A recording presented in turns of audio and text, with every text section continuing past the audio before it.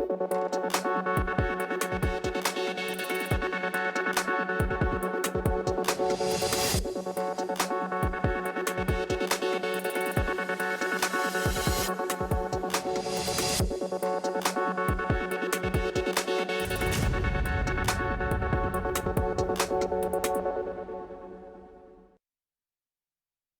आप देख रहे हैं जन टीवी और मैं आपके साथ आकांक्षा पारेख। खबरों की शुरुआत से पहले एक नजर हेडलाइंस पर। उत्तराखंड सरकार के विभागों के राजस्व बढ़ाने को लेकर सख्त, सीएम धामी ने सचिवालय में ली वित्त विभाग की बैठक। वित्त मंत्री सहित कई अधिकारी रहे मौजूद।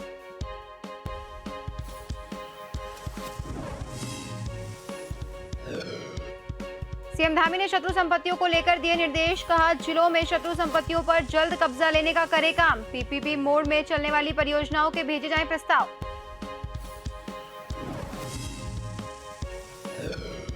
उत्तराखंड मंत्री गणेश जोशी का गुनियाल दौरा, सैन्यधाम के निर्माण स्थल का किया निरीक्षण। अधिकारियों से निर्माण कार्यों की प्रगति के लिए जानकारी।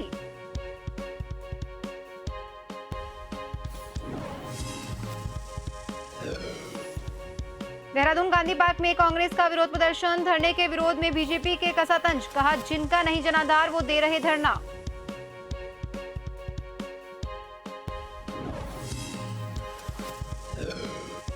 और बॉलीवुड अभिनेता अक्षय कुमार ने बाबा केदारनाथ मंदिर में की पूजा अर्चना। फिल्म शूटिंग के लिए पहुंचे हैं उत्तराखंड, लोगों के साथ खिंचवाई सेल्फी।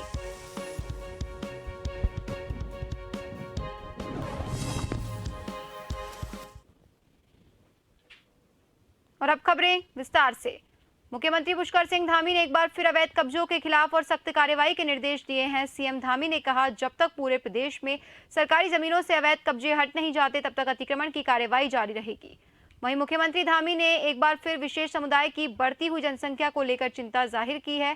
कहा राज्य में कुछ जगहों पर जिस प्रकार से विशेष समुदाय की जगह से जियोग्राफी और डेमोग्राफिक बदला है उसे सुधारने का काम किया जाएगा। तेजी से अभियान चल रहा है। बहुत सारी जगह पर स्वतः ही लोग खुद भी अतिक्रमण हटा रहे हैं और जहां पर नहीं हट रहा है तो हमने पहले ही कहा है कि वो प्रशासन हटाएगा और वो कार्रवाई तब तक जारी रहेगी जब तक सरकारी भूमि अतिक्रमण मुक्त नहीं होगी। जहां जहां पर इस प्रकार का वो हुआ है वहां की रिपोर्ट लें और वेरिफिकेशन ड्राइव पुलिस लगातार चलाएगी और सघन रूप से जो भी लोग बाहर से आकर बसे हैं और सभी जिलाधिकारियों को यह भी कहा है कि जो नई ज़मीन खरीदने वाले हैं, छोटे छोटे प्लाट घर लेने वाले लोग हैं बाहर से आकर, उनका पहले विधिवत रूप से उनका सत्यापन किया जाए, उसके बाद ही जो है अनुमति दी जाए। उत्तराखंड में एक तरफ भाजपा ने आने वाले लोकसभा चुनाव को लेकर अपनी तैयारियां शुरू कर दी, जबकि इसके विपरीत विपक्ष में बैठी कांग्रेस ने भी अपनी भाजपा को हराने के लिए अपनी नई रणनीति के तहत अन्य विपक्षी दलों को एकजुट करना शुरू कर दिया है। कांग्रेस की अगुवाई में सभी विपक्षी दलों ने कांग्रेस मुख्यालय में एक बैठक भी की। विपक्ष की इस एकजुटता पर सीएम पुष्कर सिंह धामी ने कहा कि कांग्रेस मुद्दा विहीन है और जिन राजनीतिक दलों के साथ वो बैठक कर रही है उनका भी कोई खास जनाधार नहीं है। पास कोई मुद्दा नहीं है और सारे मुद्दे केवल और केवल राजनीतिक हैं, केवल विरोध के लिए हैं। आज पूरा देश फिर से मोदी जी को देश का प्रधानमंत्री चाहता है, क्योंकि लोगों ने देखा है आज अंतर्राष्ट्रीय स्तर पर किस प्रकार से भारत का मान बढ़ा है, भारत का सम्मान बढ़ा है, स्वाभिमान बढ़ा है, भारत की पहचान बढ़ी है। वैश्विक स्तर पर भारत को एक मान्यता जो मिली है वो मोदी जी के कालखंड में हुआ है। केंद्रीय राज्य मंत्री अजय भट्ट हल्द्वानी पहुंचे। मंत्री ने कहा कि 2024 में प्रधानमंत्री मोदी के नेतृत्व में एक बार फिर देश में भाजपा की सरकार पूर्ण बहुमत से बनेगी। उन्होंने ये भी कहा कि भाजपा दुनिया का सबसे मजबूत संगठन है, जिसमें बूथ स्तर से कार्यकर्ता मजबूती से काम करते हैं। बूथ अध्यक्ष बनाए जाने के साथ ही अभी पार्टी में पन्ना प्रमुख भी बनाए जा रहे हैं। लिहाजा कार्यकर्ताओं की बदौलत और देश के पारदर्शी विकास और योग्य नेतृत्व के चलते एक बार फिर से 2024 में देश में मोदी जी की सरकार बनेगी।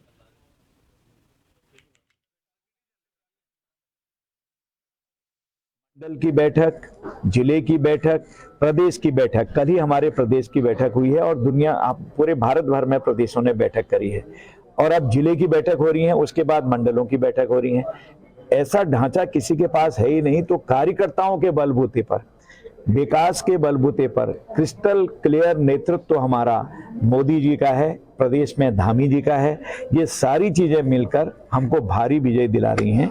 आप 2024 में देख लीजिएगा।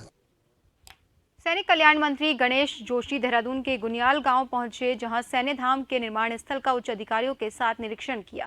अधिकारियों से निर्माण कार्यों की प्रगति की जानकारी ली। सैन्य धाम का निर्माण लगभग 50% से ज्यादा हो गया है। मंत्री ने गुणवत्ता के साथ निर्माण कार्य को तेजी से करने के निर्देश।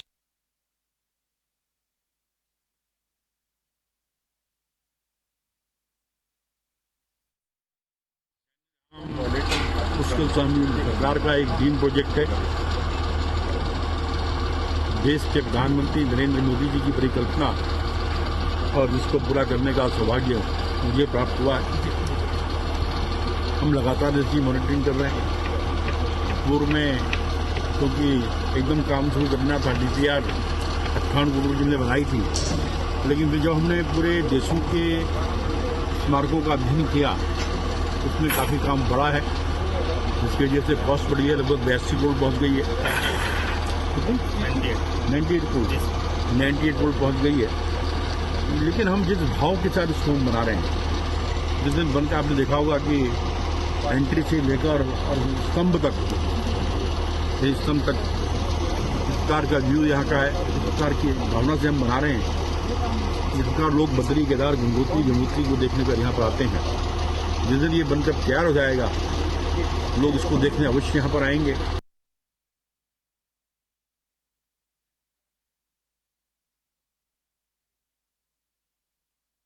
संबंध में PWD के अधिकारियों के साथ बैठक की।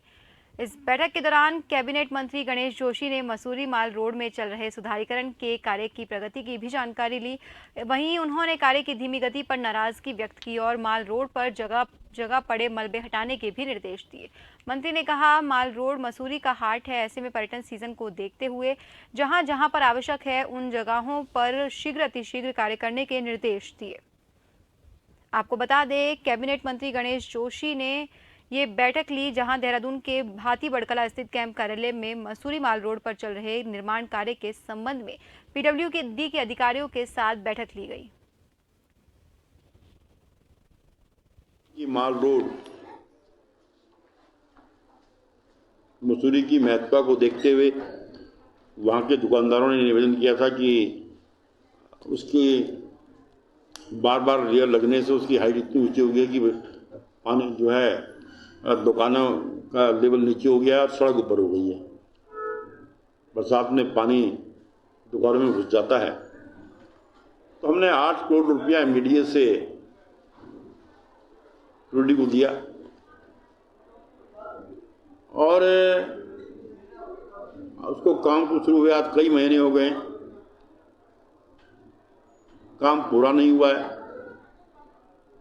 टूरिस्ट सीजन चल रहा है, मसूरी का जो पीक सीजन है वो शुरू हो गया है, जिसकी वजह से वहाँ के दुकानदारों में, आम जनता में बड़ा रोष है। आज मैंने प्रशासनिक अधिकारियों को, विभाग के अधिकारियों को, पुलिस के अधिकारियों पर बुलाया था। मैंने उनसे कहा कि आप डे नाइट काम कीजिएगा और 4 दिन के अंदर उसको इस लायक कर दीजिएगा कि लोग चल सकें और बाकी काम आप बाद में करिएगा ताकि लोगों को दिक्कत ना हो। राजधानी देहरादून में कांग्रेस पार्टी के कार्यकर्ताओं ने गांधी पार्क में धरना प्रदर्शन किया, जिसमें पूर्व मुख्यमंत्री हरीश रावत, कांग्रेस पार्टी के प्रदेश अध्यक्ष के साथ कई दलों के प्रतिनिधि भी मौजूद रहे। अंकिता भंडारी हत्याकांड, दिल्ली में महिला कुश्ती खिलाड़ियों के साथ यौन शोषण के मामले और शहरी विकास मंत्री प्रेमचंद अग्रवाल के एक व्यक्ति की पिटाई करने जैसे मामलों को लेकर सर्वदलीय धरना प्रदर्शन किया गया। कांग्रेस प्रदेश अध्यक्ष करण माहरा का कहना है कि कई मुद्दों को लेकर कांग्रेस पार्टी कई दलों के साथ मिलकर आंदोलन कर रही है। उनका कहना है, तमाम मुद्दों को लेकर विपक्षी दलों के साथ धरना प्रदर्शन किया जा रहा है। सरकार से मांग की जा रही है कि इन तमाम मामलों की उचित कार्रवाई की जाए।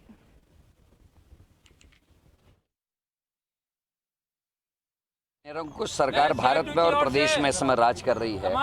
बहुत बड़े बड़े वादे करके जो सरकार आई थी, बेरोजगारी हटाएंगे, बुलेट ट्रेन लाएंगे, स्मार्ट सिटीज बनाएंगे, रुपये को मजबूत करेंगे, डॉलर को कम करेंगे, महिलाओं की सुरक्षा की बात जिनने की थी। आज जंतर मंतर पर 1 महीना हो गया, हमारी बहनों को, बेटियों को, जो राष्ट्र का गौरव है, जो गोल्ड मेडल लेके आए, जो पद्मश्री अवार्ड से अवान्वित हैं, वो एक मंत्री और सांसद के खिलाफ कह रहे हैं, लेकिन उनके खिलाफ कोई कार्रवाई नहीं हो रही है। आज हमारे यहाँ अंकिता मर्डर केस को इतना लंबा समय हो गया, वीआईपी का नाम सामने नहीं आ रहा। सब जानते कौन वीआईपी था, वो सब जानते किस पार्टी से वो ताल्लुक़ रखता था। अंकिता ने जिसका जिक्र अपने मोबाइल में किया था, लेकिन उसको बचाने के लिए सारे सबूत नष्ट कर दिए, फॉरेंसिक जांच ना हो पाए, कोई तथ्य ना मिले, इसलिए सरकार और प्रशासन ने मिलकर वहाँ डोजर चलाया, आग लगाई, अंकिता का कमरा तोड़वा दिया ताकि उसको न्याय ना मिल सके। किरण नेगी हत्याकांड, हमारी घर की बेटी का दिल्ली में बलात्कार होता है, लेकिन उसको न्याय नहीं मिलता। बिल्किस बानो कांड का मैं जिक्र करना चाहता हूँ, उसके अपराधी छूटते हैं, लेकिन बेशर्मी की हद यह है कि जब अपराधी छूटते हैं उनको फूल मालाओं से एक संगठन उनका स्वागत करता है। किस राह पे इस राष्ट्र को ले जाया जा रहा है, ये समझने लायक बात है। देहरादून के गांधी पार्क में कांग्रेस द्वारा महिला उत्पीड़न के विरोध में सर्वदलीय धरना प्रदर्शन किए जाने को लेकर बीजेपी ने पलटवार किया है। आपको बता दें, बीजेपी प्रवक्ता विनोद सुयाल ने कहा कि कांग्रेस की स्थिति इतनी खराब है कि उनके पदाधिकारी और कार्यकर्ता जमीनी स्तर पर काम करने को तैयार नहीं है, इसीलिए कांग्रेस ने नया राग शुरू किया। उन्होंने कहा, उत्तराखंड में जिन दलों का जन आधार नहीं है उसे सर्वदलीय नाम देकर धरना दे रहे हैं, जिससे कोई फर्क नहीं पड़ने वाला। उत्तराखंड सरकार जनता के हितों के लिए लगातार कार्य कर रही है।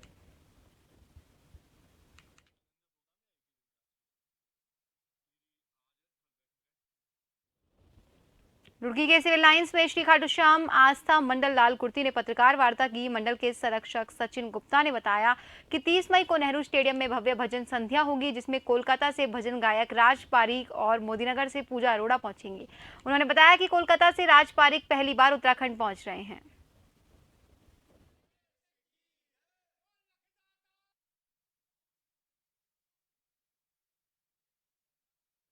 मुद्दा जो है श्री खाटू श्याम आस्था मंडल लाल कुर्ती रुड़की कैंट के द्वारा रखा गया है। इसमें भजन उत्सव का प्रोग्राम है। 28 मई को शोभा यात्रा निकाली जाएगी, जो दुर्गा चौक से प्रारंभ होकर के अनाज मंडी, सिविल लाइंस, मेन बाजार होती हुई लाल कुर्ती खाटू श्याम मंदिर में पहुंचेगी। जितने भी निशान यात्रा होंगे 500 के लगभग, वो सब मंदिर के शिखर पर चढ़ाए जाएंगे। उसके बाद फिर 30 तारीख को नेहरू स्टेडियम में हमारा खाटू श्याम भजन उत्सव का प्रोग्राम का नाम लेने में ही अपने आप में भव्यता आ जाती है। और ये तो भगवान खाटू श्याम जी का भजनोत्सव होने जा रहा है। भगवान खाटू श्याम जी जो हैं कलयुग के देवता भी कहलाए जाते हैं, और कलयुग में जो प्रसाद और वितरण का कार्यक्रम बाबा खाटू श्याम के द्वारा रखा जाता है, उसका भगवान के आशीर्वाद के फलस्वरूप जो है हर निवासी को मिलना चाहिए। रुड़की शहर निवासियों से और आसपास के जितने इलाके लगे हुए हैं, चाहे वो हमारे देहात हैं, चाहे वो हमारे नगर हैं, हरिद्वार नगर तक के भी हम लोग बाग सबसे अपील ये करें कि वो इस खाटू श्याम जी के प्रोग्राम में आए। और फिलहाल खबरों में वक्त तो चला एक छोटे से ब्रेक का, जल्द हाजिर होंगे, बने रहिए जन टीवी के साथ।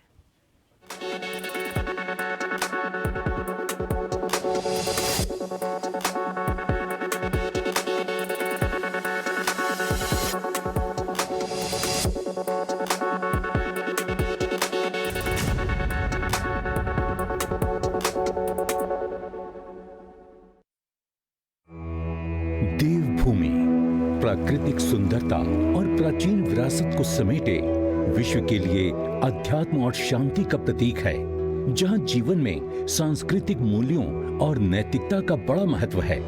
रामनगर में राज्य की पहली G20 बैठक के सफल आयोजन के बाद अब पवित्र नगरी ऋषिकेश में होगा G20 की एंटी करप्शन वर्किंग ग्रुप की बैठक का आयोजन, जहां G20 समूह के सभी देशों के प्रतिनिधि करेंगे शिरकत। उत्तराखंड सरकार ने प्रदेश में सुशासन सुनिश्चित करने के लिए अनेक कदम उठाए हैं। अपनी सरकार पोर्टल के माध्यम से सरकार से मिलने वाली 427 सेवाएं अब लोगों को घर बैठे आसानी से मोबाइल पर उपलब्ध हो रही हैं। भ्रष्टाचार को जड़ से उखाड़ फेंकने के लिए सख्त नकल विरोधी कानून से पारदर्शिता और जवाबदेही का माहौल बना है। गवर्नमेंट ई मार्केट प्लेस से सरकारी खरीद में पारदर्शिता आई है। सरकार की कोशिशों का नतीजा है कि राज्य में व्यापार के लिए अनुकूल वातावरण तैयार हुआ है। ईज ऑफ डूइंग बिजनेस में अग्रणी राज्य उत्तराखंड घरेलू एवं अंतर्राष्ट्रीय उद्यमियों की पसंद बनकर उभर रहा है। नागरिकों के हितों को ध्यान में रखते हुए शिकायत समाधान प्रणाली को भी मजबूत बनाया गया है। मुख्यमंत्री हेल्पलाइन 1905 नागरिकों को सीधे राज्य सरकार के साथ संपर्क स्थापित करने और समय पर समाधान प्राप्त करने की सुविधा प्रदान करती है। उत्तराखंड में भ्रष्टाचार से जुड़ी शिकायतों का त्वरित और प्रभावी तरीके से निवारण हो रहा है। भ्रष्टाचार मुक्त उत्तराखंड ऐप 1064 से नागरिक भ्रष्टाचार संबंधित शिकायतें सीधे अधिकारियों के पास दर्ज करा सकते हैं। उत्तराखंड सरकार और राज्यवासी G20 सम्मेलन में भाग लेने आए सभी डेलीगेट्स का स्वागत और अभिनंदन करते हैं।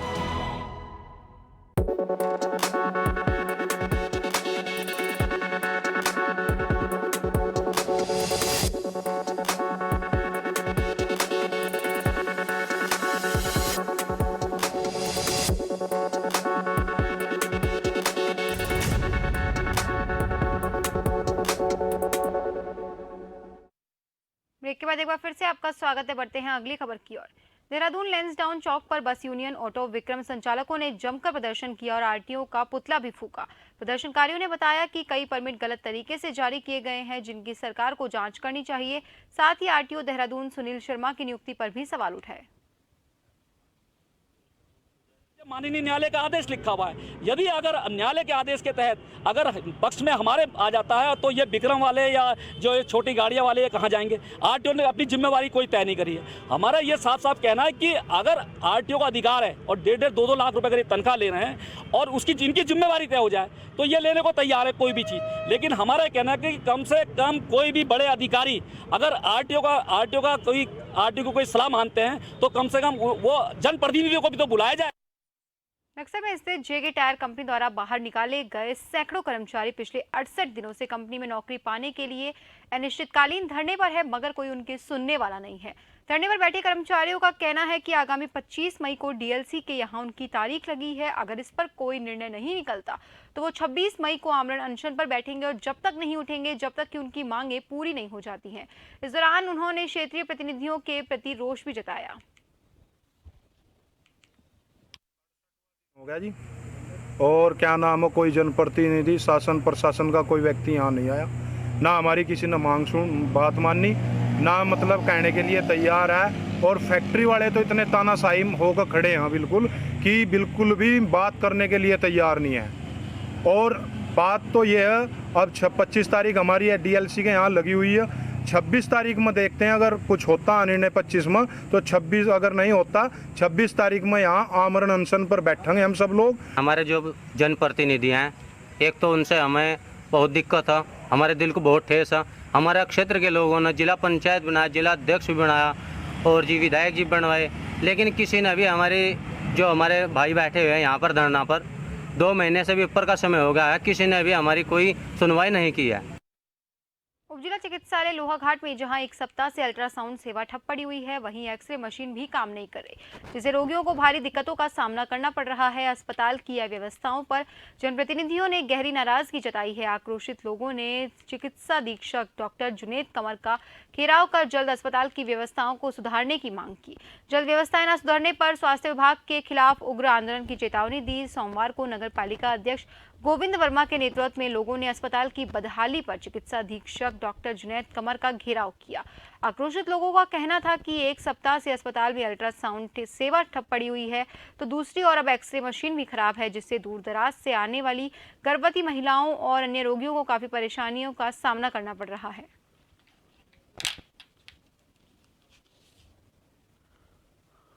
ये जो यहाँ अल्ट्रासाउंड रूटीन में चल रहे थे, सोनाली डॉक्टर अच्छा व्यवस्था बनाई हुई थी यहाँ, जो कुछ स्वास्थ्य के कारण मेडिकल में गई है, उनकी आँख में कुछ दिक्कतें हो रही है, मेडिकल में है। तो उसको देखते हुए जो हमारी माताएं बहनें यहाँ आ रही हैं काफ़ी परेशान हैं अल्ट्रासाउंड होने से।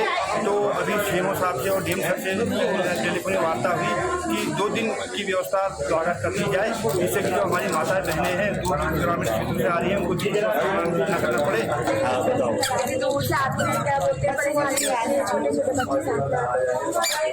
तो वो तो बताना चाहिए ना, लोग रोज जब होते हैं तो हो रही है, जब बोलते हैं सोमवार से इसको बृहस्पतिवार नहीं है ही नहीं, यहाँ पे कोई बात, लोग तो आज से ही आएंगे ना। 1 घंटा हो गया वहाँ पे डॉक्टर आए नहीं है, खाली वेट करा रहे हैं, हम आ नहीं है।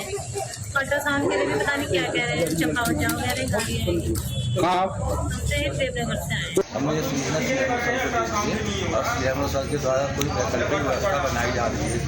जल्द से जल्द कोई वैकल्पिक व्यवस्था बनाएंगे और एक्सरे मशीन का जो था वो कंप्यूटर में प्रॉब्लम थी, ठीक करा।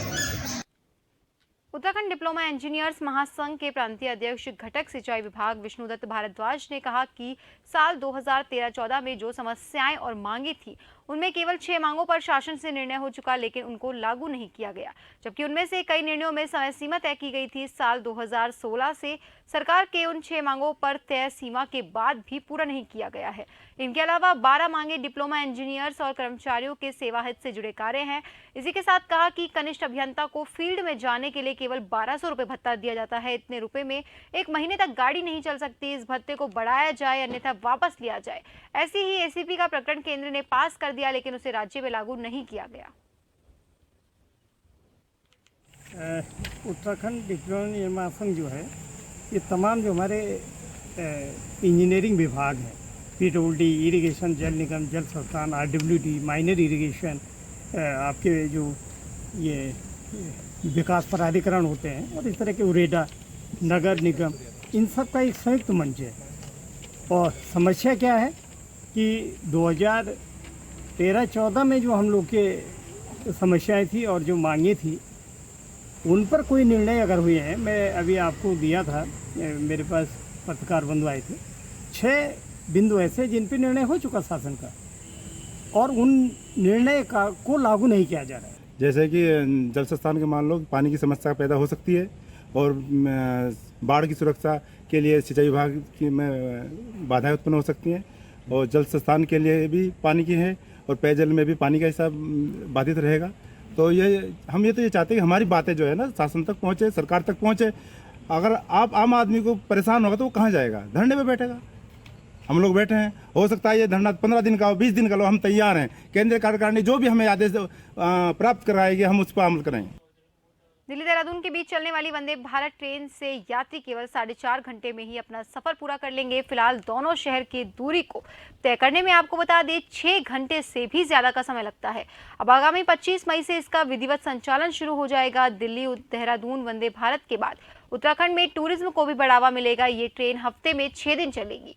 ये ट्रेन देहरादून से सुबह 7 बजे चलकर 11:30 बजे आनंद विहार टर्मिनल पर पहुंच जाएगी। वहीं आनंद विहार टर्मिनल से शाम को 5:30 बजे चलकर देहरादून रात 10:20 तक पहुंचेगी। सर हम लोग यहाँ भी करना है देहरादून के रेलवे स्टेशन पर, जहाँ पर वंदे भारत एक्सप्रेस का ट्रायल चल रहा है। दिल्ली से ये ट्रेन सुबह चली थी और देहरादून पहुँच चुकी है और 23 और 24 मई को इस ट्रेन का जो ट्रेन है इसका संचालन ट्रायल देखा जा रहा है किस तरीके से ये इन पटरियों पर दौड़ती है। वहीं 25 मई की बात की जाए तो 25 मई को प्रधानमंत्री नरेंद्र मोदी 11 बजे दिल्ली से इस ट्रेन को हरी झंडी दिखाकर रवाना करेंगे। साथ ही साथ आपको बता दें कि दिल्ली देहरादून रूट पर वंदे भारत एक्सप्रेस के चलने से जो ट्रैवल टाइम है वो कम हो जाएगा और सबसे बड़ी बात यह है कि जो इस कारण यात्रियों को सड़क के माध्यम से 7-8 घंटे दिल्ली पहुंचने में लग जाते थे, अब इस ट्रेन के माध्यम से 4 घंटे लगेंगे। हालांकि अभी किराया तय नहीं किया गया है। और साथ ही साथ आपको ये भी बता दें कि ये वंदे भारत की चलने वाली 18वीं वंदे भारत एक्सप्रेस होगी जो भारत में इस वक्त चलेगी दिल्ली और देहरादून के बीच। कैमरामैन गगनदीप सिंह के साथ हिमांशु बरमूला, जन टीवी, देहरादून। उत्तराखंड के डोईवाला की रेल पटरियों पर वंदे भारत एक्सप्रेस ट्रेन को दौड़ते देख लोग बेहद उत्साहित हुए। ट्रायल के दौरान वंदे भारत रेलगाड़ी सुबह 9:28 पर डोईवाला होते हुए देहरादून के लिए रवाना हुई, जबकि 2 बजे दोपहर में ये एक्सप्रेस ट्रेन देहरादून से वापस डोईवाला रेलवे स्टेशन की पटरियों से दौड़ते हुए हरिद्वार के लिए रवाना हुई।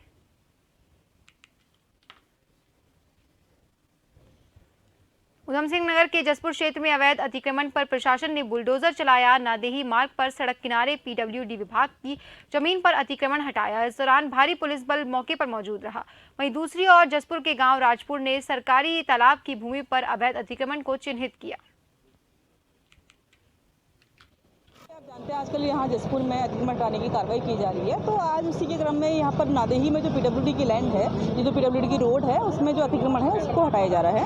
अभी तक हम लोगों ने यहाँ पर कम से कम 7 से 8 अतिक्रमण हटा दिए हैं और जो कच्ची बिल्डिंग थी या कच्ची संरचना थी वो भी हटा ली है और अभी आगे को लगातार हम लोग बढ़ते जा रहे हैं। अब देखते हैं कि इसके बाद कितनी कब्जा हटाई जाए। हाईकोर्ट के रोक के बावजूद भी हरिद्वार के लक्सर में अवैध खनन रुकने का नाम नहीं ले रहा, जिसका खामियाजा अब मासूम लोगों को अपनी जान तक देकर भुगतना पड़ रहा है। आपको बता दें, आज सुबह लक्सर कोतवाली क्षेत्र के टांडा भागमल गांव के पास अवैध खनन से लदी ट्रैक्टर ट्रोली ने एक स्कूटी सवार शिक्षक को टक्कर मार दी, जिसमें शिक्षक सहित स्कूटी पर सवार एक 4 साल के मासूम बच्चे की मौके पर ही दर्दनाक मौत हो गई, जबकि एक 5 वर्षीय बच्ची गंभीर रूप से घायल हो गई।